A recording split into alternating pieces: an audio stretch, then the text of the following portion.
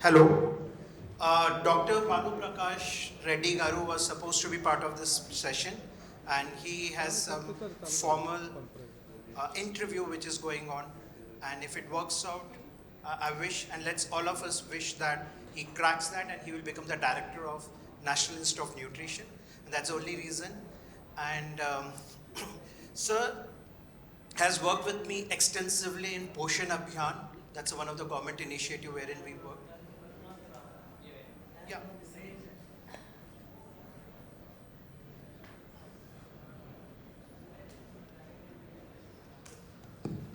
Yeah, I am Dr. Raghunath Rao. I retired from ICMR, National Institute of Nutrition, as a Senior Deputy Director. I was heading the division called Extension and Training. So now currently I am working as a professor for School of Public Health, Purnima University, Rajasthan. So that is my brief background. Yeah, so let me introduce Sachin, Director of Corporate Strategy and Marketing at Mega Life Sciences, Thailand. With his global expertise in health and wellness and consumer goods and plant whole products, he leads the digital transformation efforts focusing on customer engagement and innovative marketing strategies. Dr. V. Mohan needs no introduction, but still I will introduce him to you. An internationally acclaimed diabetologist, he is a renowned clinician and an avid researcher, teacher, administrator, entrepreneur, and philanthropist. He established Dr. Mohan's Diabetes Specialities Center, which has grown to a chain of 50 diabetes clinics across 8 states and 32 cities of India. Amit Srivastav is the CEO of Nutrify. Amit's Nutrify gene is leading the AI revolution in Nutraceuticals, the world's first AI engine dedicated to nutraceutical ideation, development, and commercialization. Ladies and gentlemen, session number 6, which is now flipped to session number 5, on wellness and nutraceutical redefining modern healthcare. And Vishy, whom do you want to moderate this session? Who should be? There cannot be a better person than Amit Srivastav. And I would really request you, we are talking about AI, we have been talking about AI, but he is the man behind the nutraceutical AI, okay? Made in India, Gen AI too. And Sir don't need introduction. Okay? We all had Sweet. We are a prospect customer of him. and more important is that Sachin sir flew down from Thailand for this session. Okay, he flew down from Thailand for this session, and thank you very much for making it. And as a mark of respect for Raghunath Garu, I did ask him that be there because he can be an influencer for the regulatory part, and he would be part of question and answer. He is not going to change the format. So please continue with this.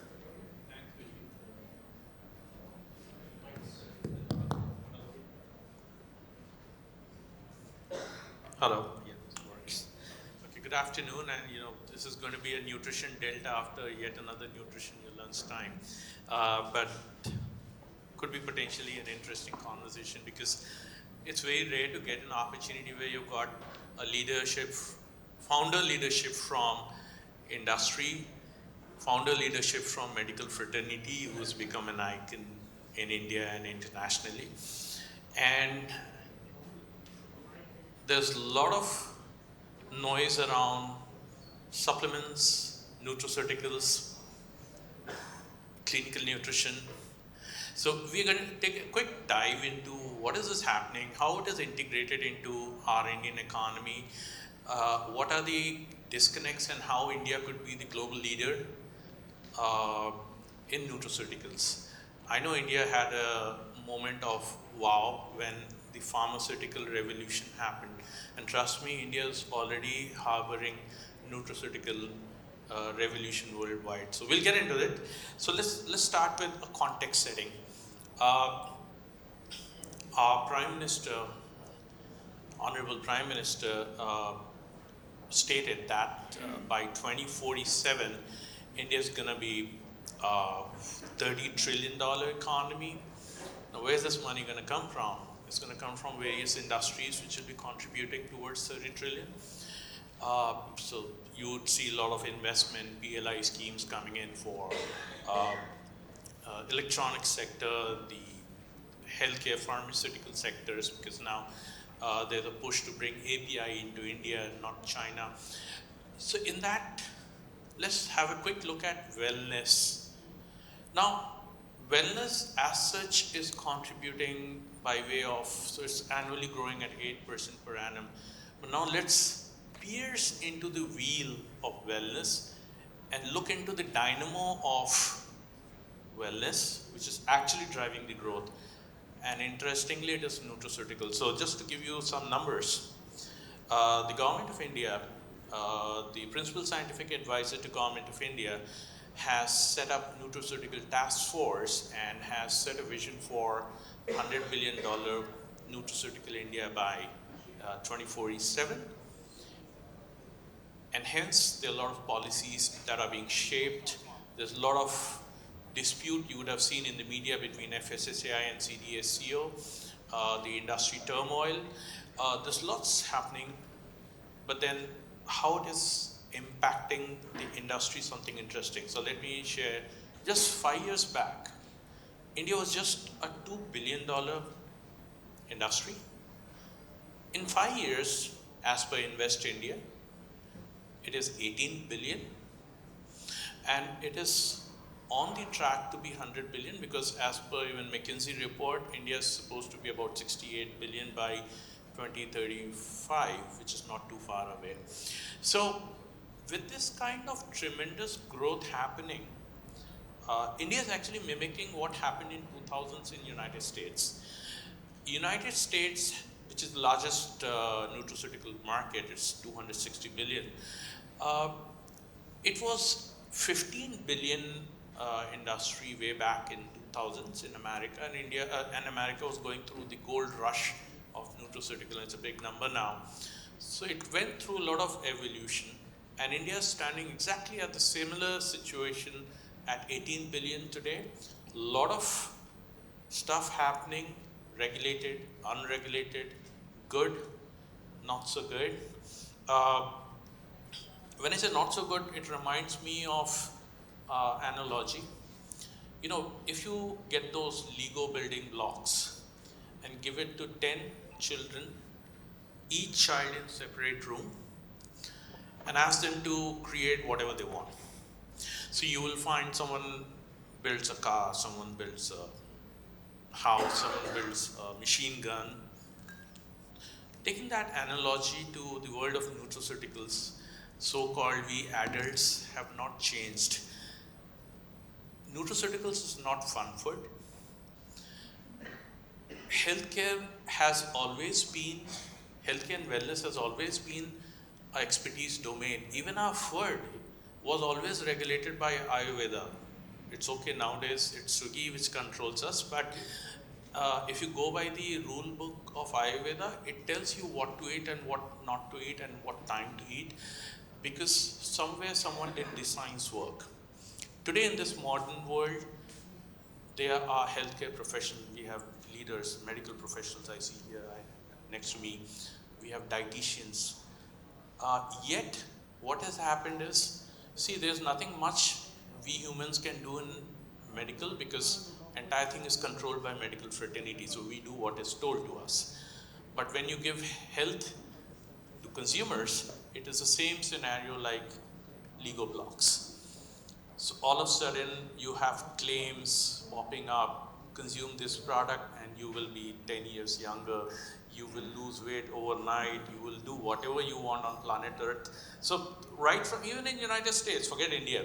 So there's a lot of turmoil because of the similarity of Lego blocks being given to individuals. So they are influencers, social media influencers making claims. But good news is, interestingly, it is the Gen Z and Gen Y which is changing the entire scenarios. I was in the US last month. There was an interesting conference where the report said that 50% of the Gen Z, Gen Y of America is demanding, what is doctor talking about the dietary supplement? And they call social media marketing as health washing. So that's the terminology I learned there. So taking a lot of insights, the growth potential, a lot of turmoil, a lot of great opportunities, we are going to get into an interesting conversation of India, if it is standing at what America was in 2000s, do we go the route of America, or do we set the standards for the world? We have this opportunity to set the standards of the world, because ingredients, India is the leader by way of Ayurveda. And of course, the modern sciences isolated bioactives, they have created mimics, synthetics, whatever, but the fundamentals are coming from Ayurveda. We have leading medical professionals. What is missing is collaboration. The good news is leaders like, I know Dr. Mohan has been quite actively guiding and talking about what that nutraceuticals should be. So let's in this conversation actually learn from medical professional, and then we have an industry leader who has built at least ASEAN's leading dietary supplement pharmaceutical company. So let's learn from him that clinical data versus no data, what it impacts onto the business as well as health outcome of consumers. So with this, let me start the conversation. So we'll start with the consumer. Now we don't have a consumer here, but you are nearest to the consumer. So, Dr. Mohan, let's start with you. I'm sure you must be getting, you may be getting a lot of patients who often refer to what they have studied in Google. While you may be ready with your prescription, they may say, hey, by the way, I'm also consuming, whatever it is, and is it good for me or not? See, you are highly read professional, but I know our profession of a medical professional, doctor is real tough, time challenges, not everyone can read. The question to you is, first of all, do you get random questions from patients on dietary supplements, and how pushy they are, or they bend down, they're okay, fine, what the doctor says, I have to quit this. So first of all, let's learn what is the behavior of a patient, and then we'll get into your side of the story. Okay, so thank you for the invitation to be here. So of course, getting into your question, of course they do. So all the time they're being bombarded, not just on social media, but newspapers, television, neighbors telling them, and whether you like it or not, all the time they're trying something else. They're moving from one thing to another. They'll try it for 2-3 months, and then they give up and they try something else. So as a doctor, coming back to, is there a role for any such nutraceuticals, or want to call it whatever else you want, which is outside the pharma drug that we prescribe as formally to treat a disease? These will come more under the wellness area, as you said. Well, there's certainly a need, but as you yourself said, the problem with me, see, for me, I'm not just a doctor, but I'm also a scientist. So if you ask me in this forum, where is the evidence for something, then I have to try to find that evidence. And unfortunately, this is not an area where a lot of evidence is being generated. So I would put it very simply. If there is a deficiency in the body, and we have a lot of deficiency, we have B12 deficiency, we have vitamin D deficiency, we have zinc deficiency, we have all kinds of deficiencies. So if you have a deficiency, thyroid deficiency, you have all kinds of insulin deficiency itself is one of the causes of diabetes. So if you have a deficiency in the body, replacing it is no big deal. And I don't think you can go wrong. The question comes, do you give that product to everyone? And if you do that, is there any evidence that it will A, help that person, and B, that it's safe for that person? Because if you keep overloading somebody, suppose somebody has got a marginal liver problem or a marginal kidney problem, they may not even know that, and then they take this consumer product, and then it can be zinc, it can be curcumin, it can be anything, and then they take it. What guarantee do we have, even if it doesn't do any good, that it doesn't do any harm? And as a practicing doctor, as a scientist, I want to be the last one who gave the person somebody and then knocked off his kidney or something like that. So if I didn't know something about a product, I won't prescribe it. If there's a deficiency, no problem. If it's an accepted thing. For example, just to give you, don't want to name the company, there was a company which, and I hope one of the company representatives are not here, because I want to go home safe.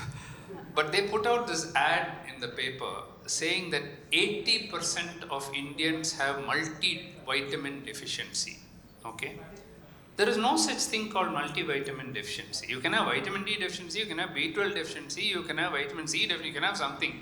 But there's no test for multivitamin deficiency. And they had big ads in the papers. So they're saying every Indian should take this. I didn't oppose it because I was against the company or I was just thinking of some of my patients having borderline kidney problem or something. And all they have to do is to take this chromium and zinc and molybdenum and all kinds of unknown stuff into the body. What it will do to the body, I have no idea. So I put it out strongly on social media saying there's no such thing called multivitamin deficiency. This is a hoax. There is no such thing. Those who need it under prescription can take it. But you cannot advertise in a newspaper and say every Indian needs it. That's what they said. Every Indian has to, including me, I have to take it now because they've said it. So I put it out and I said, that got such a tremendous traction on social media that they withdrew the ad. They immediately withdrew the ad. So in such situations, I have nothing against the company, I have nothing against it, but I want my patients to be protected. I want my people to be protected. So while there is a big role for it, we have to find where to use it, how to use it, whether it's going to be beneficial, whether it will cause any harm, and whether it's worth paying the money that you're giving for that, or they can use that money for something else. So I'll stop there and then come back. I absolutely resonate with what you say. Fortunately or unfortunately, the industry has all kinds of people working here. The entry barriers for making a product are pretty low, and then it is about storytelling. So when we also do nutraceuticals, finding the right dosage of the right ingredients in the right mixing and sourcing it from the right people, and then making it in a way that it is shelf stable for the next 2 years. But not many people work on it. One of the deficiencies we see in India is the regulatory systems. Currently, as Amit also pointed out, the regulatory systems in India are not very robust when it comes to this kind of an industry. We operate in Southeast Asia where we see the regulators really grill us before even, they want stability data, not just 2 years, but 4 years stability also. Where they say, okay, how is your product performing 2 years after it is technically expired? And advertising is, unfortunately, it's a we call it storytelling, but then some people are in a hurry. So they just want a big bang. And this business is not about having a big bang. It has to grow organically. You need to do it slow and steady, build evidence, and then date it. So I totally resonate with that. Wonderful. In fact, Dr. Mohan, we started with consumers. Now I also know that a lot of pharmaceutical companies, they reach out to you with claims or whatever claims, with a cocktail of ingredients. So they don't come with a single ingredient, they come with a cocktail and come up with a lot of stories around it. As a medical doctor, you may have 10 places to verify drugs. I don't think you have a place to verify what on earth are they talking and how do you verify it. While I have a suggestion, but then I want to understand how do you take upon, now sometimes you may prescribe, sometimes you may not prescribe, but then what is it that you expect pharmaceutical industry to actually talk to you when it comes to nutraceuticals? As you, and I like to chip in here because I live and breathe this industry. Nutraceutical industry, yes, it's not competing with drug. The place it finds is either as deferring an onset of health condition, measurable. So that means there's a clinical required. Second is adjuvants. Can it improve the quality of life? Can it potentially reduce the drug dose, but not? Okay, so coming to the pharma industry or any industry, any company which reaches out to you, makes presentations, what is it that is missing for you to really believe into that? What do you expect them to talk? Because what you're going to tell is what we are going to take it to the industry for them to work and come back and talk and make better sense of it. And I'll then come back with this question, what do you do in ASEAN countries? And you can also talk. So there have been, since I do research and since ultimately they'll come to me to do clinical trials, so many of them engage with me before they produce the product, which I like. They'll come and say, what is that you need? You tell us. For example, protein. Let's take a protein supplement drink. Now, giving it to a person with diabetes and without diabetes is a big difference, because you can have sugar if you don't have diabetes, but with diabetes. Now, if you take sugar out from a protein drink, it can become very unpalatable, okay? And then how much carbs do you put in there, and how is that carb released? So, even years ago, when Britannia Biscuit Company first came and said, we'll make a biscuit for you, we put down rules and conditions, and they could not produce it. They said, without fat, without this, we cannot produce a biscuit. So for 20 years, we never had any diabetes biscuit at all, because they could not produce it. It'll crack. The moment if you don't put in enough fat, it'll all become powder, you know. So we have been involved, because we have a big food and nutrition department research at our center. So we tell them, okay, we want so much of protein. We don't want a protein overload. There should be carbs. The fat should be healthy fat. So we don't want trans fat, we don't want saturated fat, we prefer monounsaturated fat. If you add in a few other things, then it will be good. So we give them a formula. Based on that, they'll make a first trial product, and then they'll come to us. Then we'll say, no, you do this. Then we'll do the sensory testing. Does it taste good? Does it? Then we do the clinical trials. Actually do clinical trial. We publish those clinical trials. Then they take it to the market. And they take it to the market, they cannot say it's marketed by me or approved by me. I give them a certificate for what I have done. How do I know the next batch they're producing same thing or not? So I'll say the product they gave me, this is the results, and I give it. Good or bad, I'll give you the results. Okay? So I give it to them. So that is how we work with the pharma industry. The same thing goes for other supplements. For example, for neuropathy, they may be benfotiamine may be there, or alpha lipoic acid may be there, or gamma linolenic acid may be there, or something else, maybe methylcobalamin may be there, something else may be there. A cocktail of those, many of which have been proven to have benefit will come. Then we'll say what is that should not be given in excess, what should be given enough of. For example, methylcobalamin, unless you give enough, you're not going to get any improvement. Then we do the trials, and as even there, it's not easy to find improvement. If you do a nerve conduction study, before and after, you'll find improvement in nerve conduction. But you ask the patient, he'll say, no change. My numbness is still there, okay? So I'll say, okay, your numbness is still there, but the nerve conduction is showing this improvement. That means some improvement is there, you're not able to get the improvement. So it's not easy to design clinical trials. How do you measure? Now, numbness. How do you measure numbness? Pain. How do you measure pain? He can only tell you about pain. So we'll say on a Likert scale, 1 to 10. Because 10, now is it 5 or 6 or 3 or... But you know, it's pretty accurate. When somebody tells you that from 10 it's moved to 8, it means it's not moved at all, okay? But if the person tells you from 8 it's come to 3, there's a definite improvement. Nobody will tell you from 10 to 3, you know. So we have to improve, even for nutraceuticals, quality of life. Okay, give them a placebo on one side, give something, and then see whether actual improvement in quality of life is there. So there are studies which we can do. Some of the claims, for example, anti-cancer, you claim, you take this, how are you going to follow? Next 50 years, do you know, everybody knows smoking produces cancer, okay? There's been no study. There's been no study saying that you make 10,000 people smoke for next 20 years, 10,000 people not smoke for next 20 years, and see how many develop cancer. It's not ethical, it cannot be done. They're all observational studies. Those who smoke got this, therefore, we don't know why without smoking lung cancer is going up now. Okay? So many things you can do in trials, many things you can't do. At least what you can do, you can do. So that way you bring the science into it. Ultimately, the person producing it, the nutraceutical person, you have to make money. You have to, make your billions, you make 250 billion, it's fine. It must come in an ethical way. It must come in an ethical way, and you shouldn't harm people. At the extent of, okay, incidentally a few people died doing that. That's not acceptable. To me, it's not acceptable. The wealth part is good, but it has to be done as, that is why, as you said, perhaps India can make a slide. In US, anything can sell. The best drugs have found it most difficult to make it through US FDA. The worst drugs, which are Indian drug controllers, have said, no, we will not bring it. They introduced it in the US, 75 people died, and then they banned the drug. We never introduced India at all. The drug control in India said, no, this looks dangerous, we're not bringing it. Okay? In the US, the pressure was so much, they brought it, 75 people died. Then only, oh, it's a deadly drug. We have to say, we knew that, we never introduced it. So US is not a good example of that. So actually to build on it, we think everything in US is excellent, but there are, so as Amit was saying, US, the industry started growing up in early 1990s.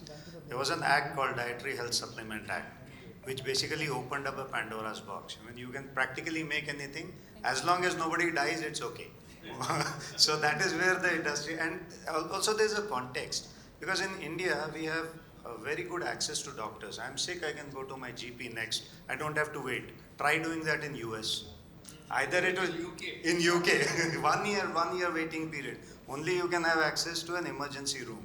So that also lead to a lot of self-medication or people looking for something to address it. So the OTC and the supplement industry also grew up there, which should not happen in our countries, because our countries we have relatively very good access to a general practitioner at least, and then he can guide us on what should be the next course of action better than our own decisions there. See, the thing is here, nutraceuticals are mainly they are immunomodulators. They are not used for therapeutic purpose. You can never compare nutraceuticals with the pills or medications, whatever the doctors prescribe. For example, let me tell you, fenugreek seeds, if you consume properly, it will reduce the blood glucose level. There are scientific reports. It doesn't mean that doctor should not prescribe metformin or glucosamine G1 or something. Some medicines they prescribe. See, it is a phytochemical. See, for example, fenugreek has scientific reason. It has galactose, it has mannose. The galactomannan, once it forms in your gut, it forms a slimy thing, gel. It coats the microvilli, there will not be immediate absorption of the glucose inside the blood. And 4-hydroxyleucine, which is produced by fenugreek seeds, which is a phytonutrient, which is known as antioxidant. It has got antioxidant properties. It induces the pancreas to release the insulin. Scientific basis is there, but it cannot be used for therapeutic purpose. So nutraceuticals are immunomodulators. It can prevent. Most of the nutraceuticals can prevent, but not cure. It's a long-term effect. Nutraceuticals will have a long-term effect. It will have health benefits, whereas therapeutic doctors, whatever prescribe, they are for therapeutic purpose. So this kind of differentiation we need to have when we talk about nutraceuticals. I have a question for Sachin. So fenugreek, since you mentioned, National Institute of Nutrition, I think Professor Raghunathan Raghuram, I think is the one who did a lot of work on fenugreek. So that's one good example of how actual science has been done on fenugreek. Insulin mechanism of action, it's reducing insulin resistance, reducing postprandial glucose levels. So you pick the right example, because that is one thing where a lot of research has been done. It's been done in India, and I don't mind giving fenugreek either in the food product itself, you increase your fenugreek, or if you still feel that it needs to be given, you get along with. It cannot replace anything. Adjuvant. But that's something where at least some science has been done. Whereas many other things, chromium and things like that, which they are claiming, glucose tolerance factor is there, some mice experiment, there is not a single human experiment to do that. And people are pushing it, saying, no, you should write this, you should write that, it's good for diabetes. Yeah. So I have, because there's a constraint of time, Sachin, I certainly want you to showcase your journey with medical doctors.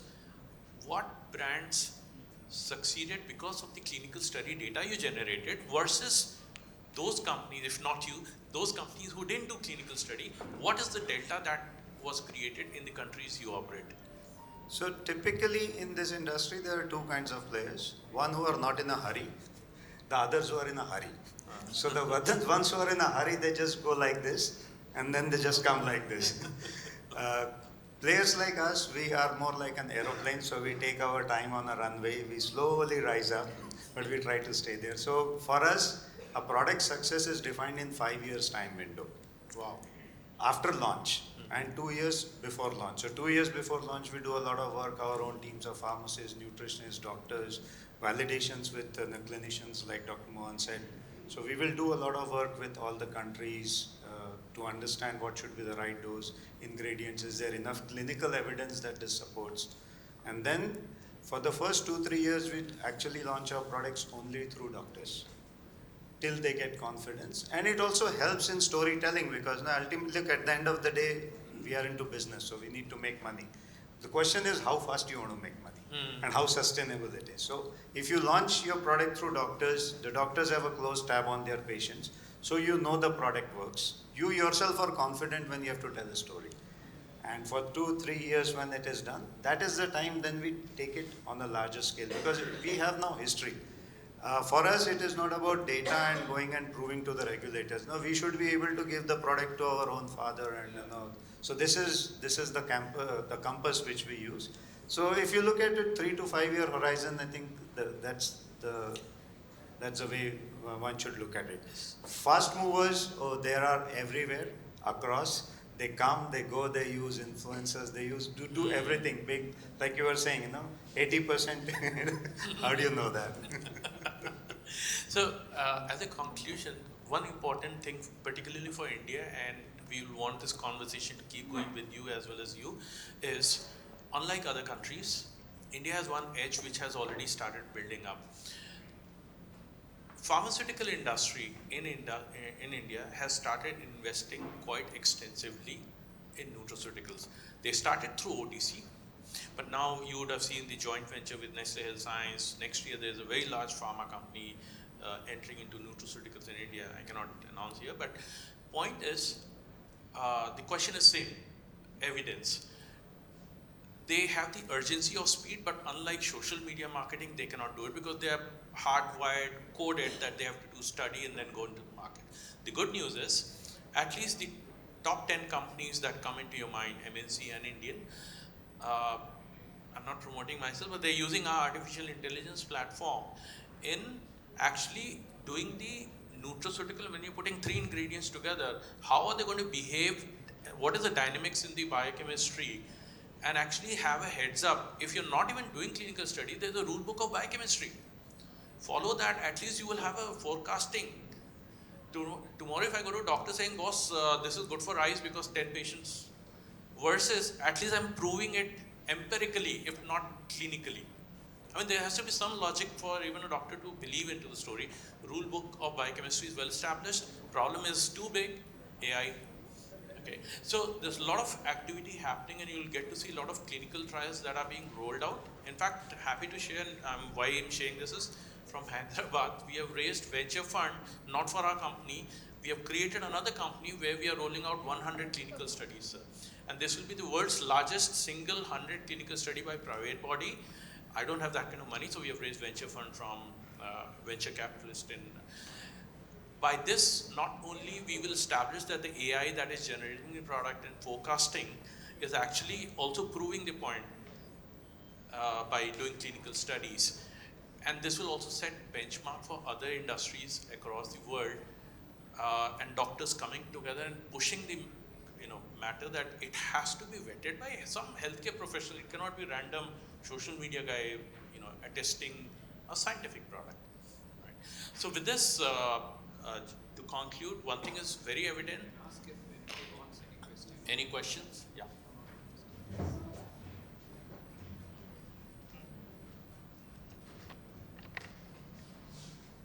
Thank you.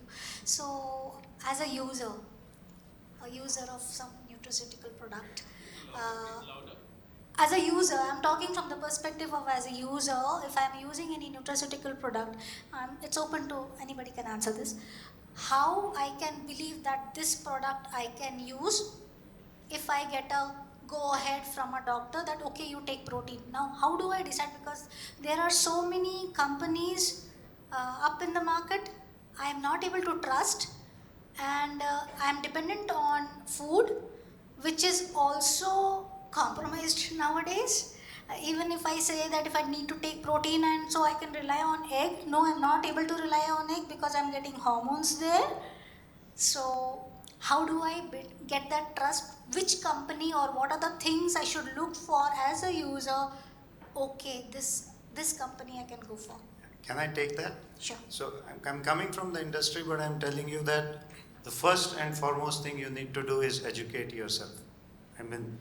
And with the right education, you will be able to understand that unless your doctor has recommended, you don't need most of the nutraceuticals. Food is thy medicine. This is the truth, but nobody sells food because broccoli doesn't have a budget. Right? If you look at the normal home cooked food which you make, which a balanced thali, India, in every region of the India is a balanced thali, it is the best food to have. The second problem today we have is a problem of abundance. We live in an era of abundance. Most of our diseases are not because of infections. The medicine evolved to treat infections. Most of our diseases is because of we eat a lot, we move a little, we sleep a little. So these are the basic things. These are not rocket science.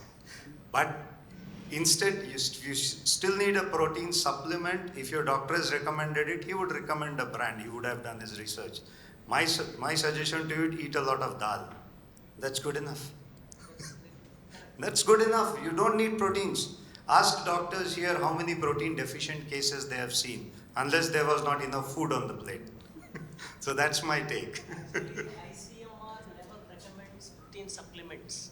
Let me tell you this. The recent dietary guidelines we have very clearly mentioned that it is unless and until it is approved by the doctor or prescribed by the doctor, patient should not consume any protein supplements because it will have bearing kidney load, it will increase the kidney load and there will be problems. Through food-based approach, what he said is correct. The balanced diet, your home meals is enough. It will give you everything.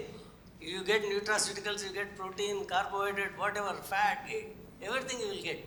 So, Japanese principle called hara hachi bu means eat till 80% full.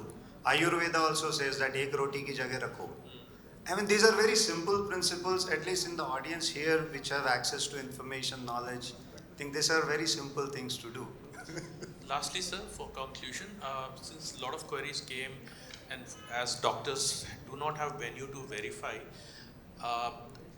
since we have 3.6 million curated data, what we realized is, as a service to the industry, we have opened up this data, and this data is, so today if someone comes and tells, and this for the audience also, that hey, this is the product, you should take it, it's got 4 hero ingredients. Ashwagandha good for head, curcumin good for eyes, whatever it is, and so on.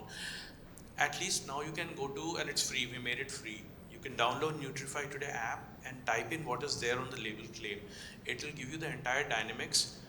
It may be approved by the regulator of India, but it will tell you technically it will not work in your body. At least you have some reference point and it will give you all clinical data to back up whatever you're feeding into the system. So at least there's one place where you can actually go and it's factual, it's not narrated. Whatever is available in the world, 3.6 million is a lot of data.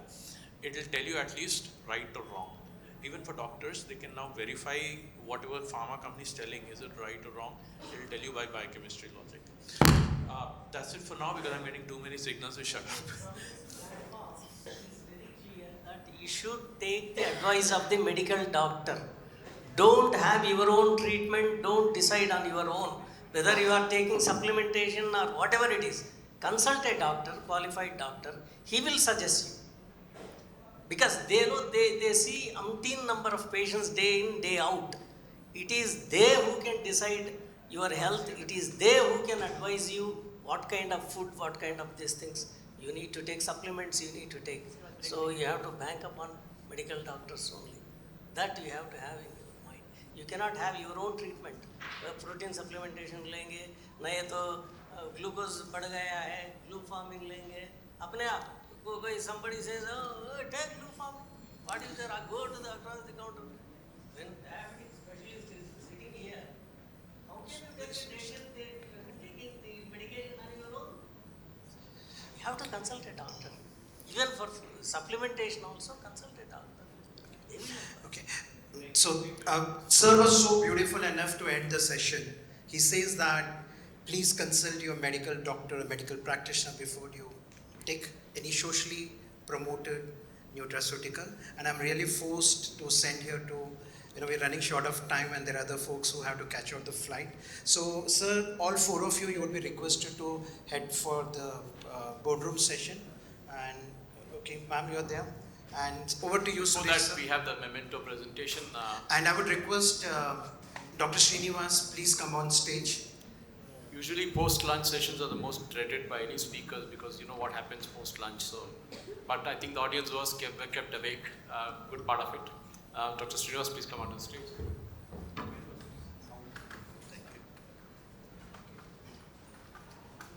And as I always say that we always have a very good audience.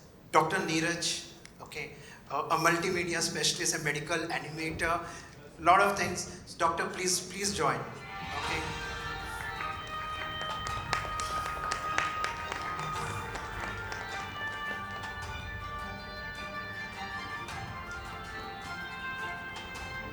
Dr. Neeraj is known to be the first person to make multimedia designs in India, maybe 30, 40 years back when Microsoft came into this world.